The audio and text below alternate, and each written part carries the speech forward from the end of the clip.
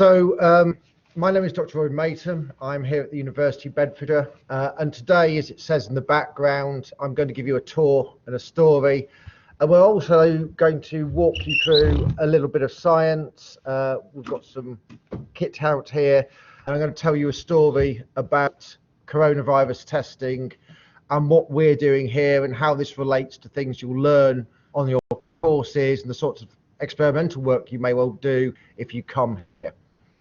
I'm going to switch my sharing to a PowerPoint for a couple of slides, and then we'll come back, and hopefully this will all work reasonably well. We shall see. As I said, we're going to give you a tour and a story. Now we're going to start this off and talk about QPCR direct detection of virus. This is obviously a very relevant topic at the moment. We're still in the realms of pandemic and lockdown, and we're going to talk a bit about how you detect virus and how this all works. A bit of background which should be familiar to you all. You're all made up of trillions of cells. Inside each of those cells there are chromosomes which carry your genetic information. Complete copy of your genome inside every one of your cells inside your body. That copy is made up of lots of chromosomes, 23 pairs in the case of humans, and each chromosome is a long DNA molecule with functional regions in it which we call genes, which generally make proteins, which are what determines who you are and what you are. And underneath that, they're made of DNA. DNA is a double helix made of two anti-parallel strands of deoxyribonucleic acids in a double helix, and it's the coding of the bases on that determine the genetic information, which determines what you are as an organism and who you are. So you very much are at the end of, you are defined by your DNA at the other end.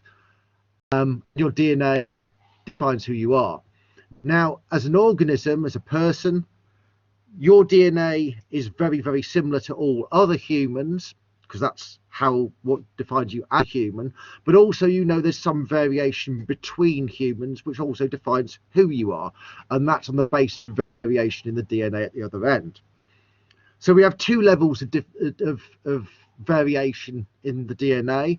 There's at the level of what you are as an organism, and there's at the level of who you are as an individual. And this applies to all organisms. The genome, the set of information it has, determines what it is and what it does.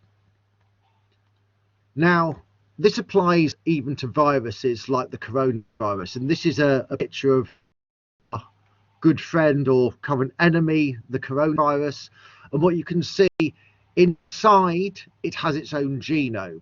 In the case of the coronavirus, this is actually made of ribonucleic acid rather than deoxyribonucleic acid. This is less stable than the DNA in the genome of most organisms and is considered by some people to be a bit more primitive.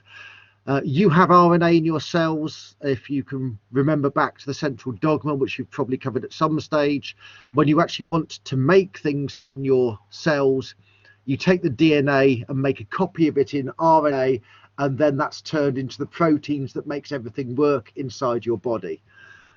So you do have RNA as well inside your body, but it's like copies of your own DNA. In the case of the coronavirus, it has RNA as its genome, and it can't live on its own. It can't replicate itself. It actually has to infect you to be able to replicate, and that's how a virus works. When it gets inside you, it makes a DNA copy of its RNA and then uses that to make more RNA copies from the DNA, using your own cellular machinery to manufacture its proteins, its capsid and the RNA to copy itself. So when you get infected by a virus, it turns your cells into little factories to make copies of itself and eventually kills those cells, and that's what causes things like loss of smell in coronavirus infections, because it infects cells in your nose and kill some of those cells, and that's what means you end up with loss of sense of smell, for example. Now, to be able to detect this, of course, we need to be able to detect the RNA, and this RNA sequence is very specific to this virus. So the specific RNA of the coronavirus encodes a sequence which is individual to that virus. You may have heard of having different new emergent types of the coronavirus, and that's because of changes in individual bases within the RNA, which do things like change the shape a little of the spike glycoprotein and make it more difficult to respond to by the body, or change its ability to infect cells. Now, when we're testing for coronavirus, we have a set of challenges. So the SARS-CoV-2 virus, which is the proper name for the virus which causes COVID, is an RNA virus, and it's very infectious, and this makes it dangerous to handle. The WHO guidance requires handling at what's called biological safety level 3 or 2+ for testing purposes.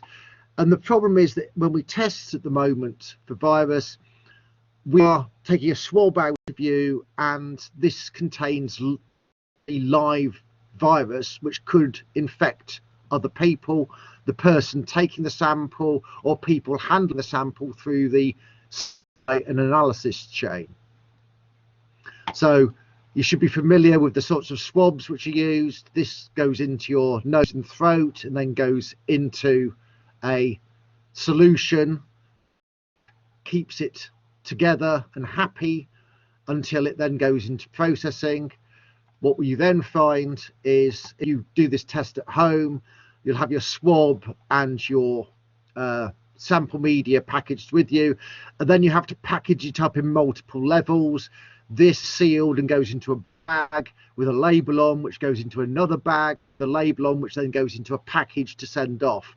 And this is because it's treated as an infectious substance, and therefore very carefully packaged to stop anybody being harmed in the process. So once we've got our swab into our tube, what do we do? Well, the standard swabbing method is what's called combined nasopharyngeal swab. So this goes at the back of your throat and nose, and then the container. So it's placed in a storage buffer, a saline or transport buffer, which keeps the virus alive and intact and potentially pathogenic until it goes for testing. To test it, you then have to purify the RNA out of the sample. This is done through a process of guanidine denaturation and using a silica column or magnetic beads to purify the RNA. And I'm going to show you that process in a few moments. The RNA is then tested by a process called QPCR. You first turn the RNA into DNA by a process of reverse transcription, and then you use a quantitative PCR reaction to detect parts of the viral genome. So inside our virus, we have our viral genome. This shows you the viral genome. It's made up of a set of genes which do things like encode the coat proteins that make up the shell of the virus. And what we do is we design a set of DNA primers to recognize a specific part of the genome which is present in coronavirus and nothing else. We also, as part of the testing process, use human RNA to say, once we've stuck this up your nose and taken a swab out, to validate that the whole system has worked, we'll take human cells out from the inside of your nose and back of your throat, which will go into the sample, and we will then test to detect human RNAs in there, and which the RNase P gene, which is generally used for the control, to say yes, the sample's good, because we can at least detect human even if we can't detect virus. The point being, you should always get human from a swab sample. You get virus if you've been infected by virus. So if you were here in person, what we'd be doing at the moment for you is taking you through a little bit of a mock practical where we'd do some mock swab samples, and you do samples into a buffer solution and set up a QPCR reaction for your sample and load them into a QPCR machine. What I'm going to do then is, rather than you doing this because you can't, because you're not here, I'm going to take you through this process, and then use that to show you a bit about labs and the sorts of facilities we've got here. Okay, so if you can see me, what I'm going to take you through is actually the testing process. So what we have here is the sort of collection tube and a swab which you'd use for testing. So if you take your swab and open your swab, what you'd normally do is put this into your nose and throat to take a sample. Now, I'm going to do that to save a little bit on the joy of that. But what we do, having taken our sample, is it goes into a testing tube. So what you do is take your swab, put it into the vial and mix it around,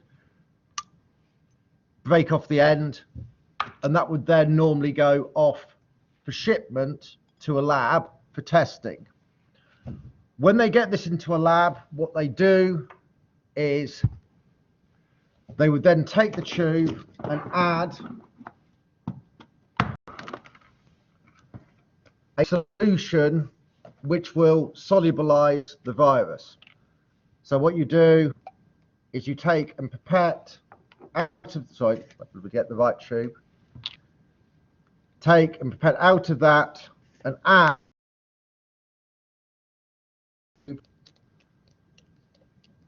and at this stage, having added it into the tube, mixed it, we will kill the virus and denature it so that we can analyze its genetic material. What we then do at that stage is take a sample out of this to purify the RNA. And what we do is we have a column which we use to purify the RNA. So the RNA from the virus will bind to the material here, and that will allow us to purify it from the rest of the material that we've taken from our sample tube. So what we do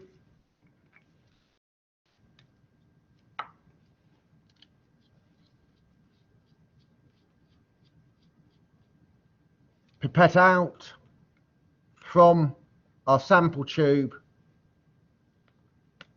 and into the capture tube,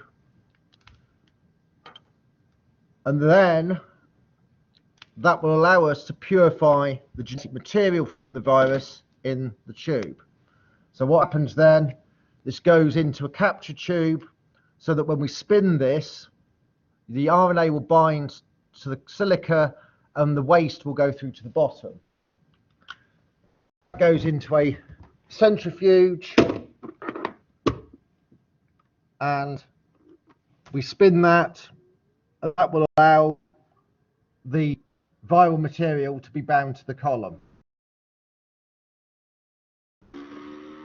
So as it spins it, the sample material from the swab in the buffer goes through the silica bed, it binds to the silica bed, and then all the junk, the rubbish we don't want, goes through to the bottom of the tube.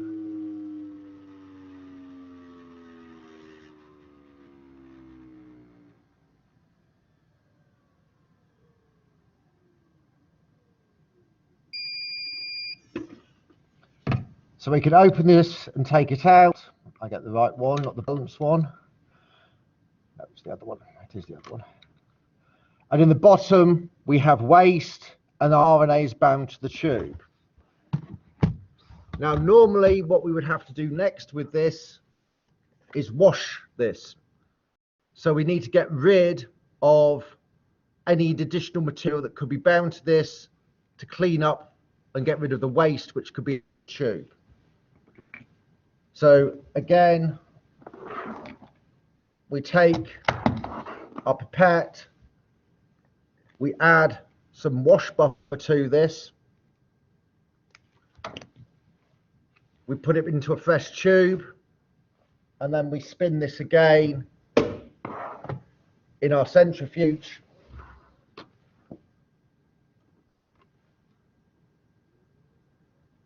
And what we'll see is the centrifuge will purify our sample and clean it up. The last thing we'll need to do is elute our sample. So we get a fresh tube to put our sample into, and we're going to transfer the column with the cleaned up RNA into this fresh tube, and then add an elution buffer which will allow us to get our RNA off the column and into some liquid in the bottom of the tube. So we set this up.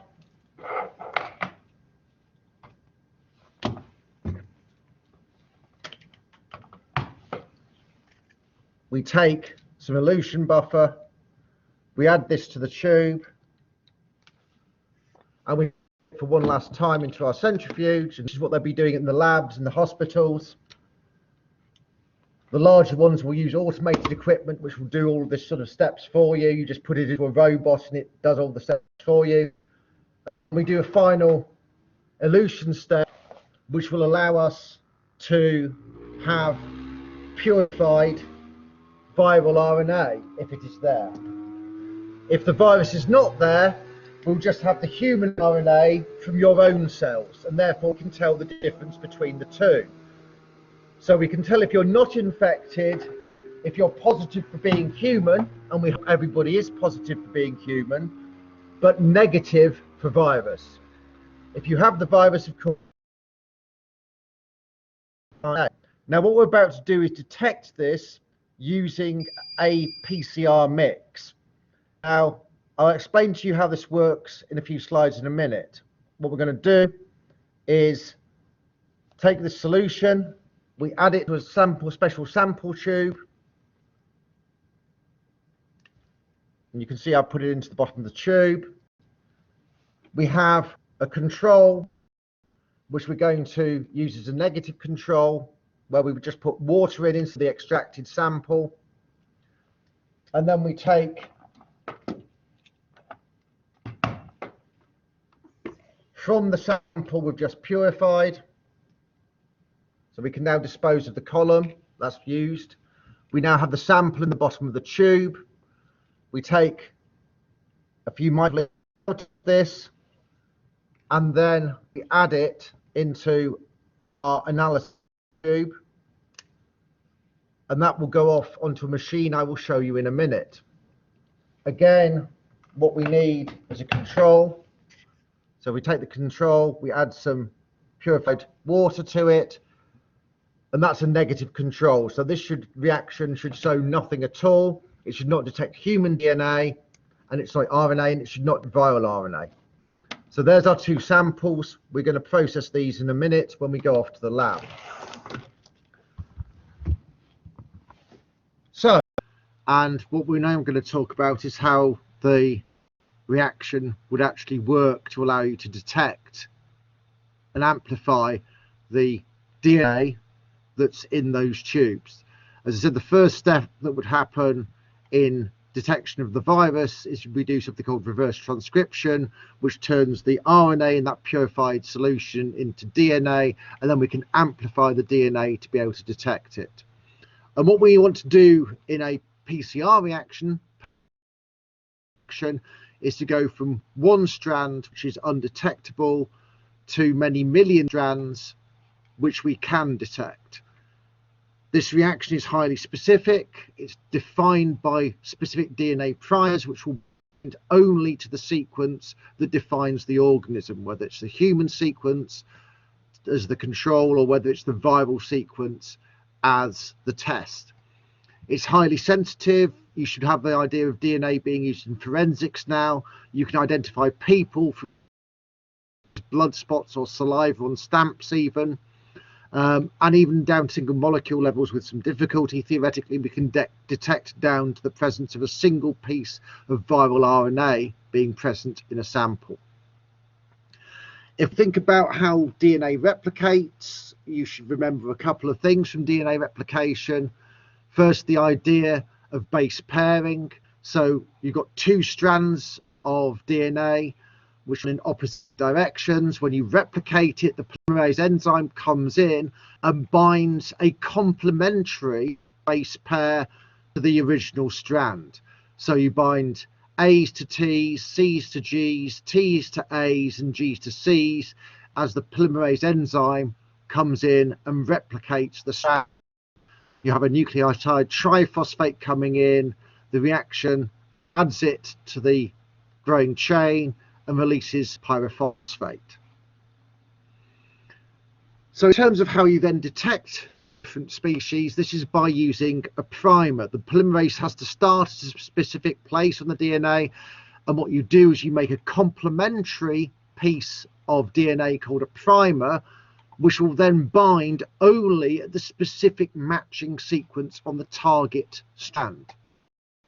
So remember your base pairing, CAT, CAT, cat, cat, will only bind to the complement of this, which will be GTA, GTA. So if we look at this, what we should see, if we check as it goes along and try and match it, it will only match at one very specific place on the template DNA strand. If it doesn't find a match, the polymerase reaction won't work and we don't end up with any product. So only if it finds an exact matching target do you get product, and that's how a polymerase reaction is specific for the genome of you or the virus. Now, having got our primers, the primers will bind specifically to the matching complementary sequence. You have two strands of DNA, therefore two primers, one binding at either end, to replicate the piece in between in either direction. So diagrammatically, when the polymerase comes along, it will replicate always 5' to 3'. It only works in one direction. And what you'll then do is make what's called an amplicon, where if you look at this diagram showing a template magenta and the two primers, you will amplify the piece of DNA defined by those two primers, and that is the amplicon that is then replicated many times and is amplified to produce product. This is done using a very clever enzyme called Taq polymerase.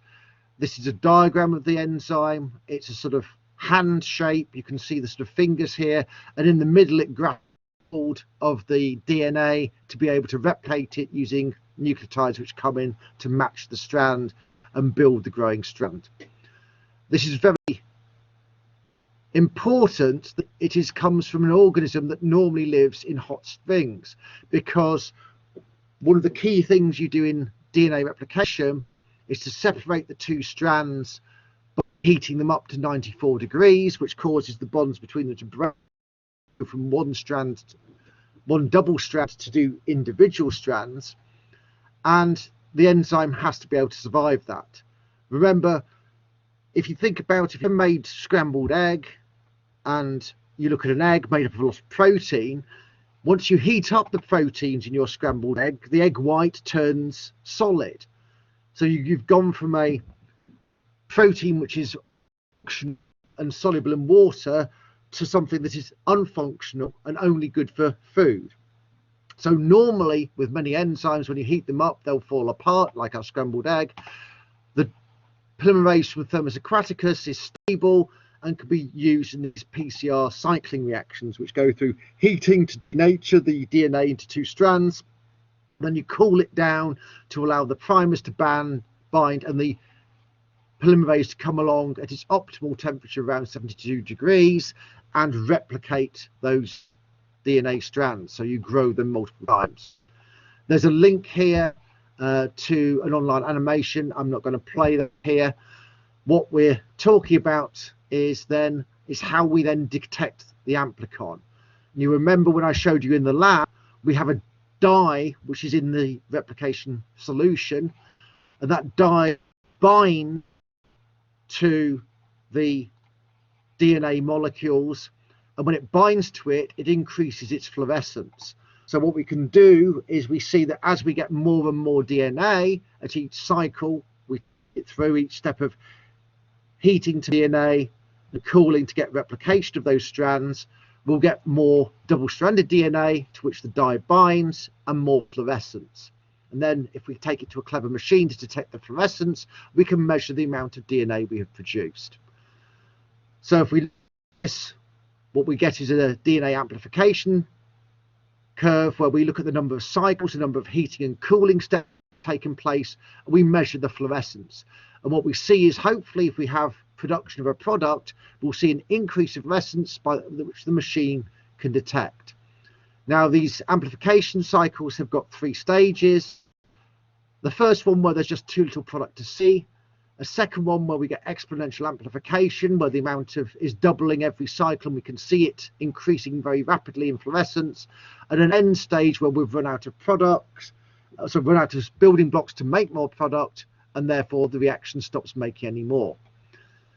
If we look at this on a sort of a linear scale, on a logarithmic scale, where each of these steps goes up by 10-fold, what you see on a real plot of this is the linear, so the exponential stage of amplification here looks linear on a logarithmic scale. And what we do is we measure the number of cycles, which is called the cycle threshold, hence CT value, which you may have heard people mention in terms of testing, the number of cycles it would take to cross this threshold, shown here by the red line. Sorry, shown here by the red line. So in this case, we have a cycle threshold of just under 20 cycles. Okay, so I'm now going to take you back into the lab and we're going to walk through this. So let's go back and have a look around the department and see how this cycling process actually works. Take you through the labs and hopefully we will have a walk through and you'll be able to see a little bit of the university and a little bit more of the labs and equipment. So hopefully you can see me now, and hopefully we'll go on a little walk around. This is maybe where things maybe become a little bit more difficult. So this is one of the experimental labs where you do lab work. What we're going to do is walk through and out. Oh, I need my mask for this. Wait a second. Outside of the laboratory, I need to wear a mask. So hopefully this will take you around and show you a bit of the university. So we're in our brand new STEM building. This was only built just over a year ago. This is one of the science labs where we do practical work. We're going to walk out of here. I'll give a quick look down the corridor. Next door, we have another larger lab, which is used for a lot of the first year practicals. So what you can see is a very much bigger lab, nice brand new labs. We're going to walk down the corridor. Oh, we need to take our samples with us. Let me go back and grab our samples quickly. So if you remember, we had our sample with RNA and reaction material in. We will take those with us. So this is what's called the STEM building, Science, Technology, Engineering, Mathematics. It's a big building with several floors. This is the staircase down. We're on the 3rd floor. So there's another 3 floors below us, down to the ground floor. We go through the gates and out to the STEM building area. In front of us, we have a research lab. I'll give you a quick look at the research lab. So we obviously do research here as well as teaching. There's nobody in the lab at the moment because of the COVID restrictions. We're going to go into the lab door. This is actually our viral research lab where we're actually doing work on this. You can see from all of the stickers on the door, it's a safe area. Now, normally these samples, if we were handling real samples, they would have to be handled inside what's called a Class 2 hood. This is Reza. He's a technician working for us. He's working inside a Class 2 cabinet. This filters the air and makes sure that nothing gets into the samples and nothing gets out of the samples, for example, potentially infectious virus. Thank you, Reza.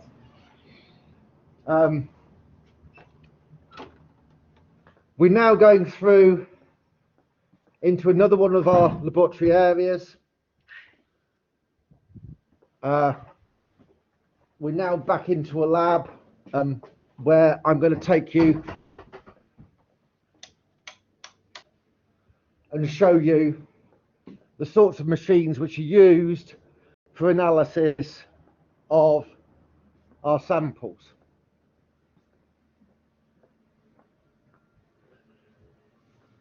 Hopefully the lights will come on.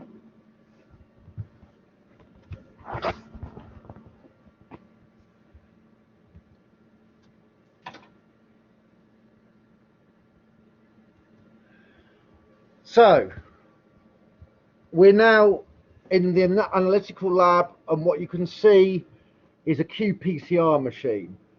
This is the machine that's actually used to do the heating and cooling and to detect our samples.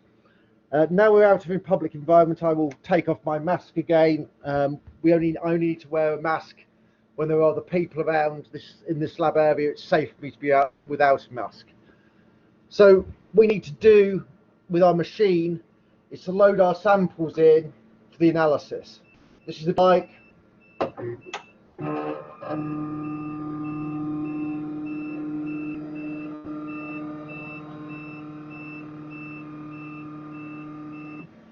So what we've got here is a tray where we can put in our samples, and this will heat and cool our samples. So remember, we have our samples in our little tubes. They go into the rack, and then we can then load them back the other way.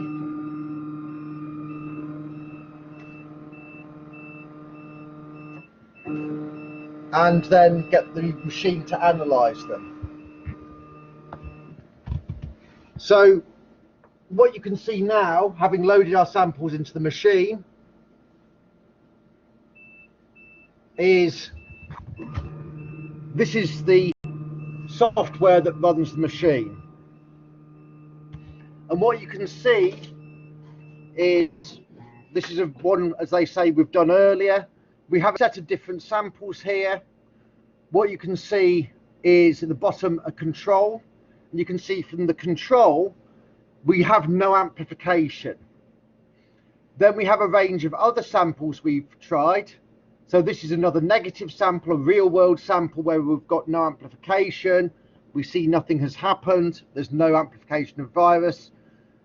This is one which is at the borderline of detection. That will be a try again. And then we have some which are very clear positives, where you've got this amplification. And what you may have heard about, talked about, is a CT value. That's the number of cycles it takes to cross a point where you can actually see virus. And this will vary. Some samples will have more than others. This has very much more. If we compare that to the other one, what you'll see on the other one is this has less. And of course we have virtually nothing, nothing, and finally our control at the bottom. So what you can see is that by measuring the number of cycles that it takes to amplify enough DNA to be able to detect, we can quantify the amount of original starting material present and then work out infected with lots of virus, a bit, or none at all. This is a look inside one of these machines, and what you can see is the block here where the sample is heated and cooled.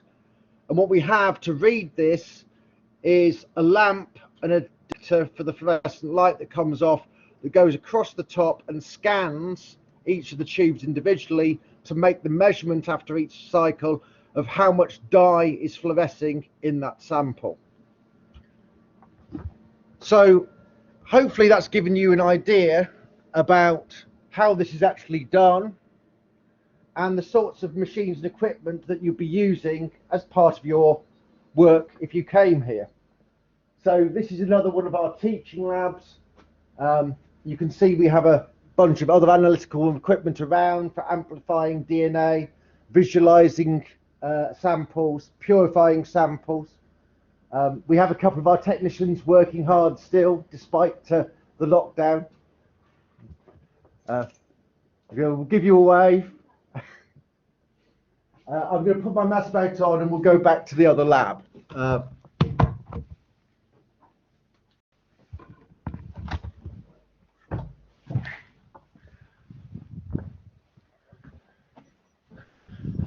So we're now walking back down the corridor, past the research labs again, and into the main STEM building.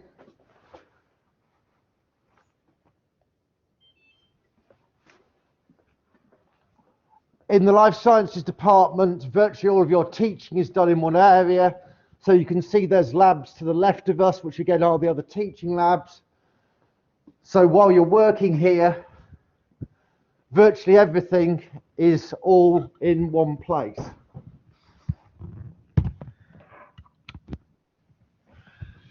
Okay. We're back at the labs now. Hopefully you're all still with me. Let's try and repeat it. So the last thing I'm going to talk about you today is understanding the results and what you get out from these sorts of reactions. So how does QPCR quantify DNA? Well, if we look here and we've set up this spreadsheet which shows different starting amounts of DNA, and we can plot this on a linear scale here where you can see we're going 0, 20, 40, 60, 80, 100. So if we start off with 1, 10 and 100 listed on the graphs in those positions, or we can start on a logarithmic scale where each step is a 10-fold difference in concentration. So we go 1, 10, 100. Now, if we then look at the starting amounts, 1, 10 and 100, and start looking at how these are amplified, if we start off with 1 molecule, 10 molecules, 100 molecules, as we go through each cycle.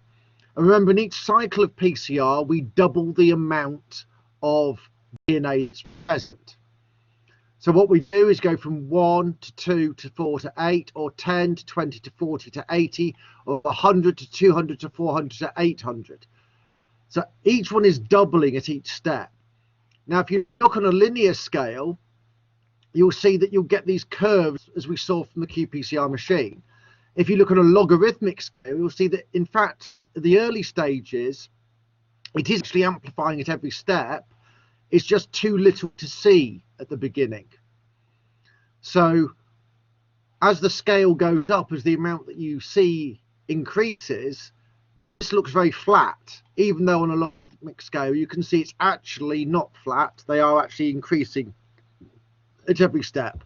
At the end of the reaction, you start to run out of material and you can't make any more. Nothing doubles forever. So this is what we end up with in terms of amplification curves.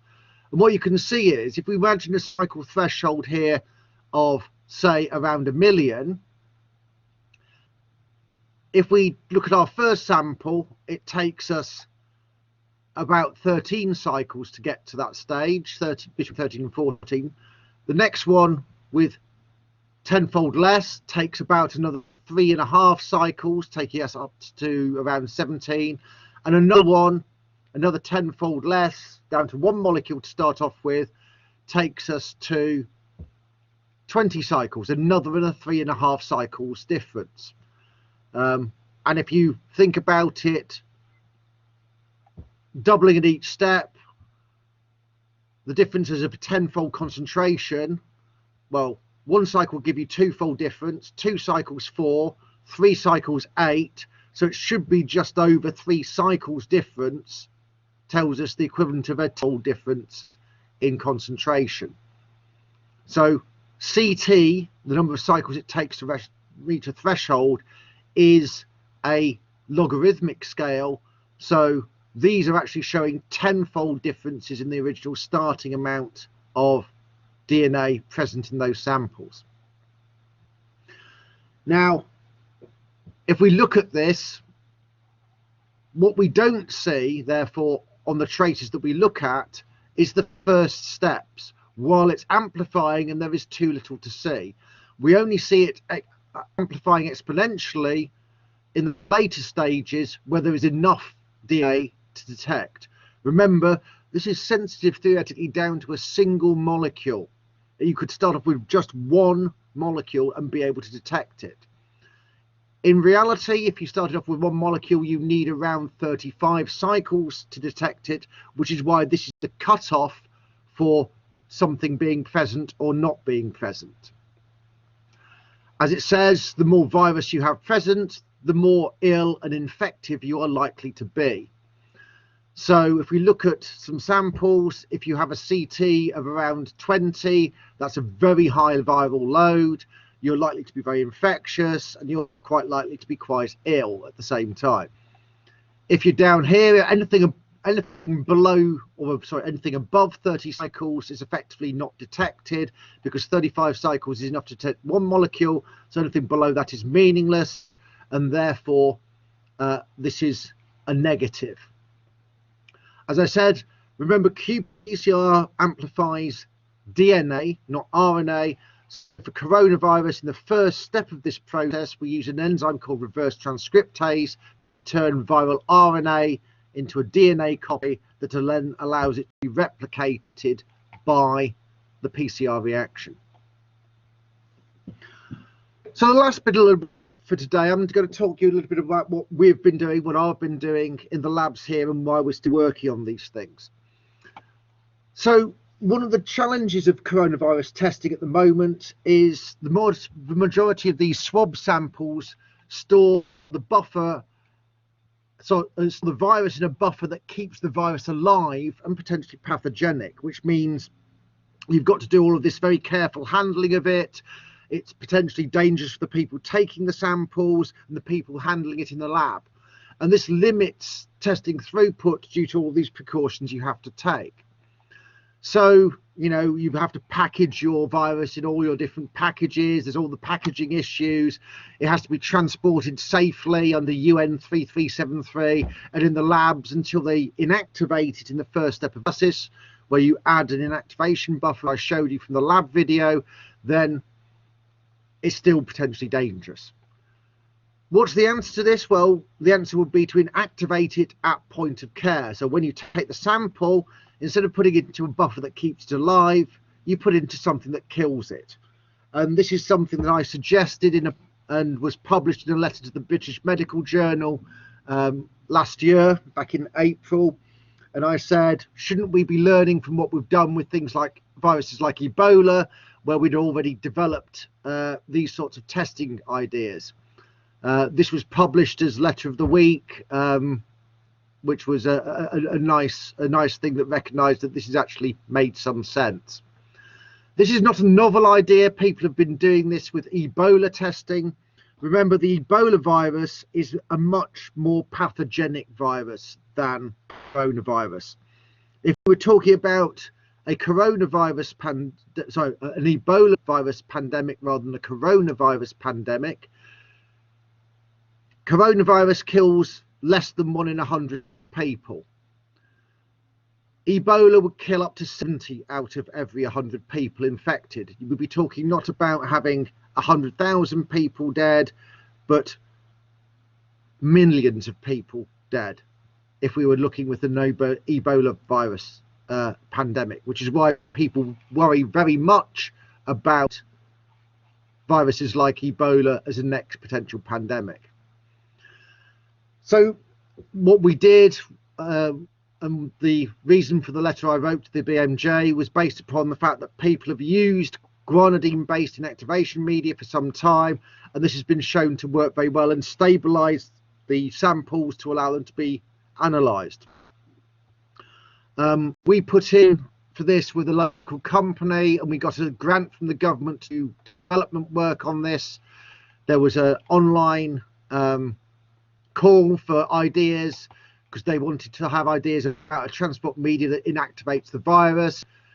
We put in and got a grant, and we developed a first generation guanidine based buffer that have been used in testing in hospitals, which is so-called Pillar 1 testing.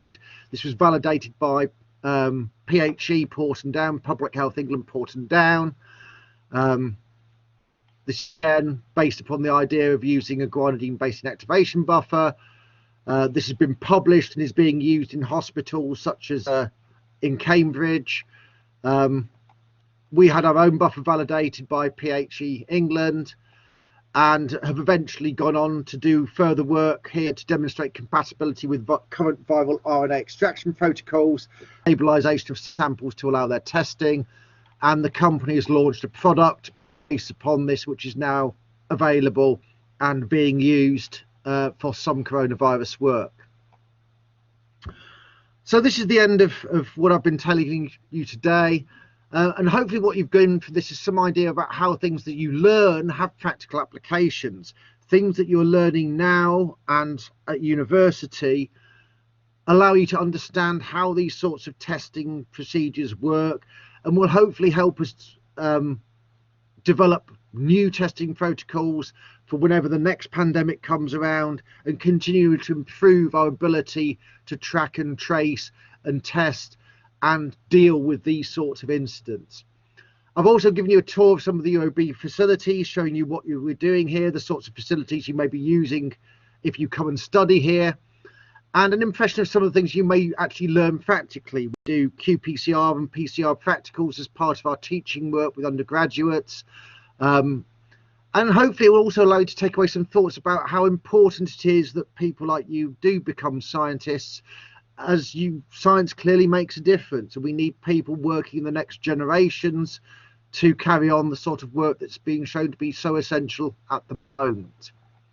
And that's the end of my talk for today.